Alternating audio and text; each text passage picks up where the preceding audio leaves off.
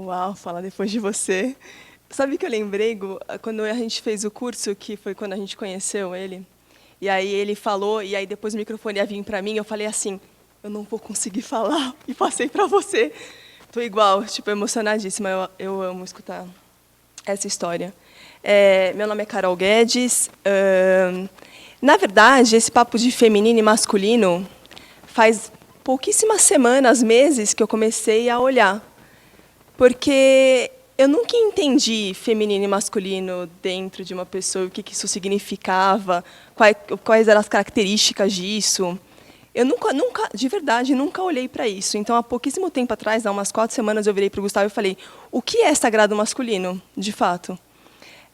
Eu vim de uma família muito maravilhosa, onde o parto da minha mãe, o parto normal, meu pai fazia massagens nela, então eles pariram juntos, de alguma maneira. Meu pai sempre muito parceiro. A gente passou a infância inteira, eu lembro do meu pai indo cozinhar, e a minha mãe arrumando a casa, e meu pai limpando a casa, e os dois indo trabalhar. Então, era tudo tão dividido, que eu achava que todo mundo era assim, na verdade. Eu lembro da gente indo acampar, e minha mãe ajudando a montar a barraca, e, normalmente, meu pai gostava mais de cozinhar, principalmente nos dias desses que a gente passava um mês inteiro acampando. O volante, direção do carro era dos dois. A minha mãe voltou a trabalhar quando eu tinha 2 meses. O meu pai largou a faculdade e ficou só no trabalho para poder ficar mais tempo perto de mim. Então, foi essa referência que eu tenho, assim, de pais desse lugar, assim, onde mais humanizado, eu diria, assim, onde não tem essa figura do masculino e feminino, essa tônica mais forte para cada um, para essa figura. E aí, o meu despertar para isso foi quando eu fiquei grávida da Maria.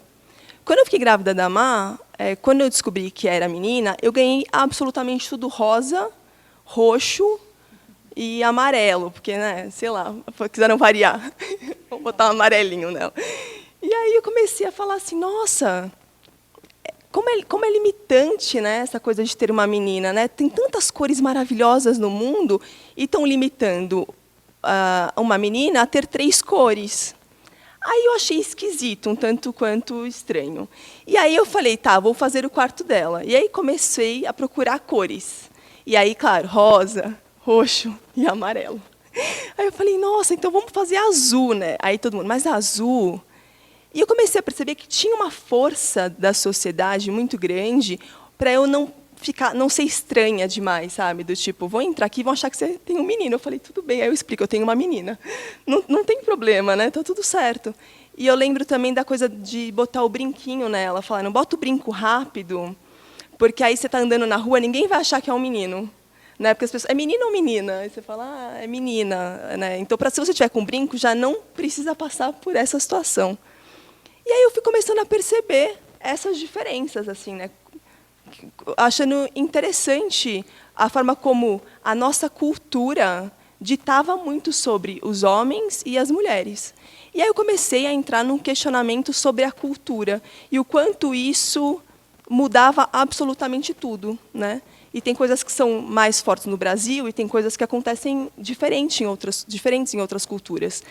E aí eu comecei a perceber também os brinquedos. Então, a Maria ganhava bonecas, ganhava ferro de passar roupa, geladeirinha, fogãozinho e tudo mais. E os meninos ganhavam carro, arminhas, esse tipo de coisa. E aí eu falo, isso também é extremamente limitador, né?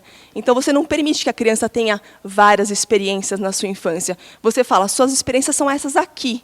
E aí você limita a capacidade plural que essa criança tem de brincar e de experimentar coisas na vida dela. E a Maria gostava muito de carrinho.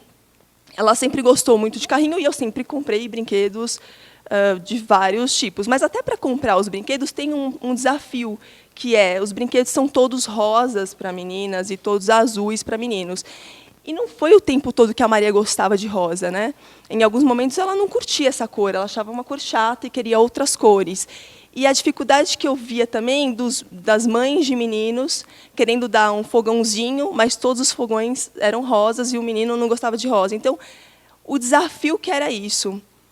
E aí eu comecei por acaso, caiu na minha mão por acaso, caiu na minha mão sobre do que os homens mais morrem e tal, né? Qual que é a violência, o que acontece com a morte dos homens, né?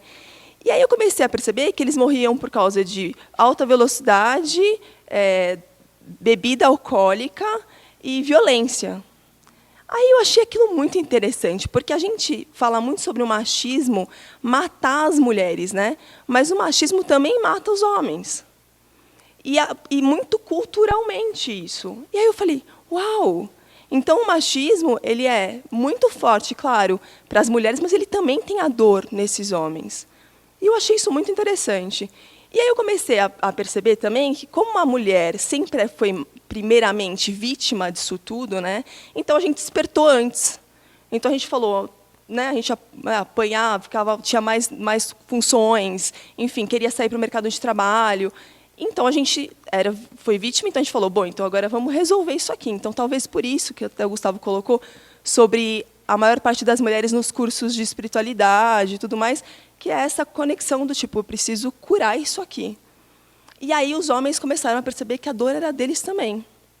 E aí foi quando todos esses grupos começaram a aparecer. Então,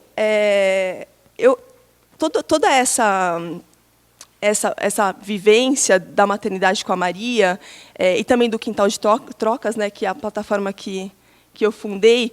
E o Quintal é uma plataforma de consumo compartilhado e as crianças trocam brinquedos, jogos, livros e fantasias. E quando eu criei a plataforma, também foi muito interessante, porque não tem divisão de brinquedos, né? E aí parece meio óbvio, né? Afinal, não faz sentido. Mas todos os sites de brinquedos, hoje, se a gente entrar em 2017, em qualquer site, eles são divididos entre meninos e meninas. E aí eu liguei para uma dessas marcas e perguntei por quê que era dividido entre meninos e meninas, e eles falaram que era mais fácil para a gente achar. Eu achei estranho, porque não é mais fácil para eu achar o carrinho da minha filha na seção de meninos, é só procurar carrinhos. Seria muito mais fácil. Mas eles acham que isso era uma resposta. E aí eu soube de uma pessoa que trabalhava com marketing que, se a gente tivesse divisão de meninos e meninas, a gente compraria mais, porque a gente tem um casal em casa, um menino e uma menina, então a gente compraria 2 brinquedos. Afinal, eles não poderiam brincar dos mesmos brinquedos. Extremamente limitador também, né? O quanto a gente vai entrando nesse lugar do que eu só posso viver essa experiência. E aí a gente acha que as meninas são delicadas, doces e os meninos são agressivos, fortes e provedores.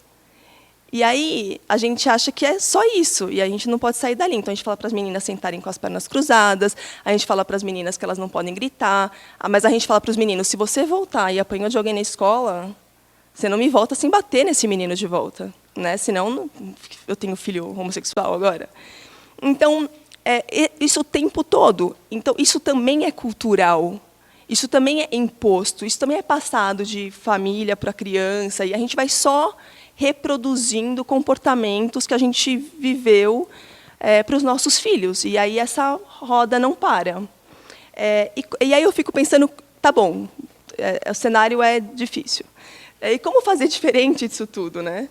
E aí eu comecei a perceber como é que eu podia fazer diferente no meu universo. Então, quando eu vou comprar um brinquedo para minha filha e eu quero que ele seja, ela quer verde o brinquedo, eu vou mandar um e-mail para a marca e vou falar para eles que existe crianças querendo brinquedos verdes e não brinquedos rosa. E aí a marca, às vezes, devolve, às vezes não devolve, às vezes muda, às vezes não muda. Coloco no Facebook, tento ver quem mais acredita nessa mesma ideia, e vou tentando fazer a mudança dessa maneira. Transformando um pouquinho da cultura da empresa, né, das marcas, entrando nas marcas e falando com elas que, olha, para você fazer fralda, por favor, fale com os pais também, né? Não fale só com as mães. Então, essas pequenas mudanças que eu acho que, se eles estão nesse poder, é porque a gente dá dinheiro para que eles cheguem nesse lugar. Então, se a gente quer cocriar, o dinheiro é uma grande ferramenta de cocriação. Então, que a gente dê para as marcas que estão olhando para essa pluralidade que a gente merece viver, e não tão limitador. Quando alguém fala para mim, na época que eu era casada, falavam para mim, ai, mas olha, ele é tão bonzinho, ele ajuda na casa. Aí eu falava assim, olha, amada, Ele mora comigo, portanto, a casa é dele. Ele só está limpando o espaço que ele reside. Então, fazer essas pequenas transformações... Aí, quando eu falei isso para a minha avó, ela falou, nossa, ela deu um clique nela. Mesmo com 80 anos de idade, foi estranho. Então, essas pequenas mudanças, que a minha filha possa escutar isso e fazer uma diferença, né? Então, ele ajuda na criação do filho. Então, todas essas frases que a gente escuta, o quanto a gente tem que olhar para isso questionando, né? E questionar as relações de poder, né? Que aí a casa da gente também é uma relação de poder, assim como é no trabalho. Então, no trabalho, as mulheres estão querendo ganhar os seus espaços, e estão ganhando os seus espaços. E, em casa, também entender isso, mudar a relação de poder. Então, entender que o homem também pode cuidar muito bem do seu filho, e que ele também pode cuidar muito bem da casa, e não ficar também entrando nesses confrontos de ele não pode, porque ele nunca fez isso. Ele pode começar, sim, a fazer. Né?